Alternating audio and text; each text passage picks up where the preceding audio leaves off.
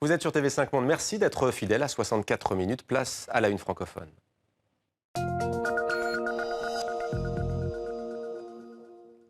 C'est une malédiction familiale. 3 femmes qui partagent le même destin de mère en fille. Toutes sont nées de pères inconnus. C'est l'histoire du tout premier roman de Lenka Arnakova-Sivad, directement écrit en français. L'écrivaine tchèque s'apprête à nous rejoindre. Mais avant, place à notre rubrique Vue d'ici, vue d'ailleurs, préparée par Isabelle Soler. Mes parcelles commencent à ce niveau-là. En 7 ans de croissance molle, boom sur les ventes de forêt en France. On a un crédit d'impôt sur l'impôt sur le revenu la première année d'achat et on a une exonération de plus-value sur la vente des bois. Jusqu'à 6 000 € l'hectare en région parisienne, pas donné mais toujours attractif. C'est assez compliqué de trouver des forêts, donc il faut avoir des gens qui vous donnent des alertes un peu partout sur le territoire. Donc il y a les agents immobiliers, les experts forestiers, les coopératives. La forêt, un bon plan sur le long terme. Sur les 16 millions d'hectares que compte la France, 75% appartiennent à des propriétaires privés. Bruno Rellou est revenu sur un amendement. Relou de sortir de la crise ouverte par la loi travail, surtout quand ça cacophonise à qui mieux dans la majorité. C'est un débat que nous devons avoir. Je vois bien qu'il y a une sensibilité particulière sur l'accord d'entreprise et le contrôle par la branche, a priori, et sur la question des heures supplémentaires. Réponse. Il n'y aura, mesdames et messieurs les députés, ni retrait du texte, ni remise en cause de l'article 2, car c'est le cœur de la philosophie du texte. Garder la tête haute ou sortir de la crise, va peut-être falloir choisir. Dans l'Aveyron, des grottes 10 fois plus vieilles que celles de Lascaux, découvertes par cette géologue belge. On ne connaît pas de construction aussi complexe, aussi élaborée, aussi loin dans une grotte, d'un tel âge. Qu'allait faire si loin sous terre l'homme de Néandertal? Il y a quelque chose de cultuel, de religieux, de symbolique. Et ça, c'est plutôt la chasse gardée des hommes modernes. C'est pas trop Néandertal. Des stalagmites bien taillés, des cercles complexes. Peut-être pas si frustre cet homme de Néandertal. Payer pour emprunter un livre à la bibliothèque, quelle drôle d'idée. C'est un axe fort, quand même, la promotion de la lecture.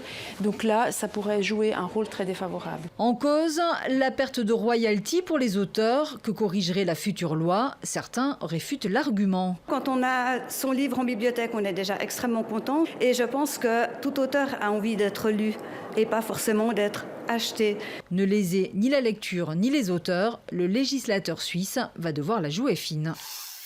La littérature à l'honneur ce soir dans la une francophone. Elles sont 3 femmes nées de pères inconnus et à travers leur vie défile l'histoire tourmentée d'un pays ballotté de l'annexion nazie à l'hégémonie soviétique, une mise en abîme dans tous les sens du terme, née dans la province de Moravie. L'écrivaine tchèque Lenka Arnakova-Sivad est notre invitée. Bonsoir. Bonsoir. Merci d'être avec nous dans 64 minutes sur TV5 Monde. Ce premier roman, il a pour titre Giboulée de soleil. C'est aux éditions Alma, chez Alma Éditeur. Alors vous partez donc sur les traces d'une lignée de femmes frappées de ce que beaucoup vivraient comme une malédiction de mère en fille. Mais il y a au fond cette résilience. Elles se battent. Oui. Elles cherchent en fait à faire leur vie le plus dignement possible et ce qui serait probablement leur devise, c'est de ne pas avoir honte de ce que nous sommes et de ne pas subir la pitié des autres. Alors on va lire un extrait sans plus attendre. Page 14, vous écrivez ceci à Lenka Arnakova-Sivad. Est-ce que ma décision venait confirmer celle qu'elle avait prise 20 ans plus tôt? Pour la première fois, j'ai eu l'impression que nos vies étaient superposées l'une sur l'autre et pas l'une après l'autre. Au fond, je venais d'avoir les réponses à toutes les questions que je n'avais jamais osé lui poser. Elles m'auraient blessé rien qu'à les entendre résonner dans ma tête. Elles auraient pu faire terriblement mal, dites à haute voix. C'est l'enfant de l'amour. J'ai dit ça en pensant à une brindille de paille. Et vous continuez en disant « Tu peux le croire si tu veux, tu seras bien la seule que ça intéresse. Ça, tu peux en être sûr. Pour le reste du monde, ce gosse sera juste un bâtard de plus, un bâtard comme moi. » Cette violence qui se transmet de mère en fille, que révèle-t-elle au fond? En fait, cette violence, elle est aussi la force. Elles se transmettent l'amour d'une manière probablement peu conventionnelle, mais la vie n'est pas tendre avec elles. Donc la violence, à ce moment-là, égale la force.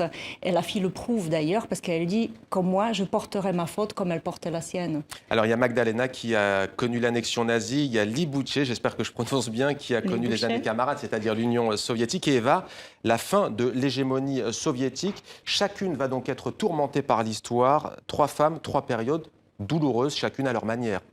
Exactement. En fait, on assiste à leur vie à travers leur jeu, à travers leur regard. Et chacune tout d'un coup, dans la vie, voient apparaître la grande histoire, qui chamboule leurs rêves, leur envie ou tout ce qu'elles pouvaient imaginer, comment vivre.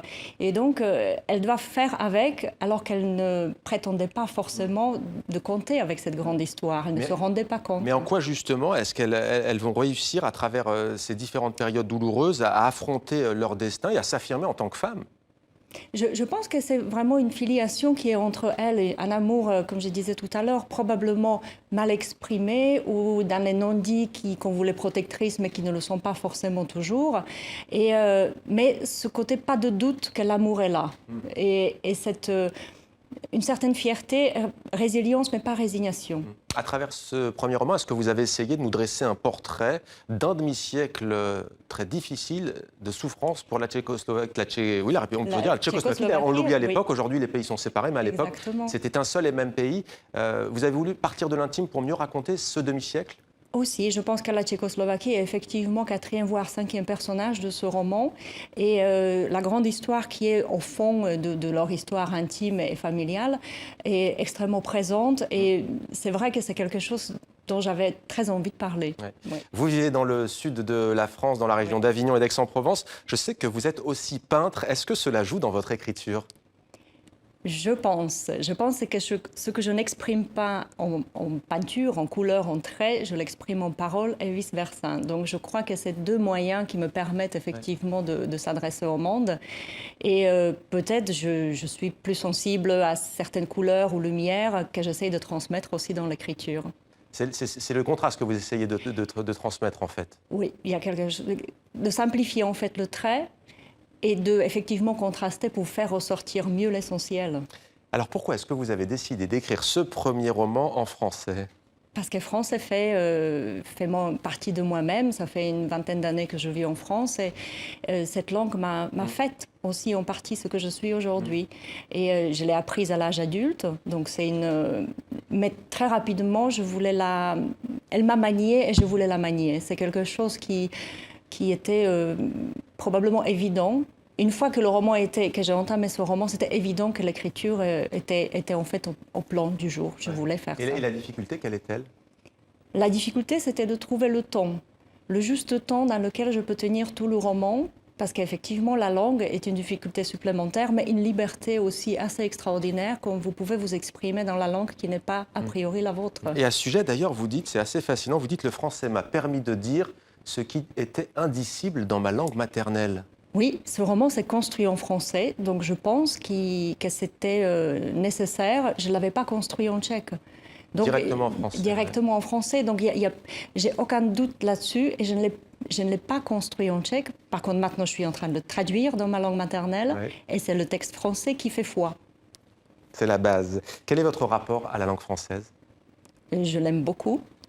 Je l'aime beaucoup. C'est une langue qui est à la fois extrêmement riche et elle a les côtés rigides, que chaque mot contient son histoire, et puis il faut s'y tenir, etc.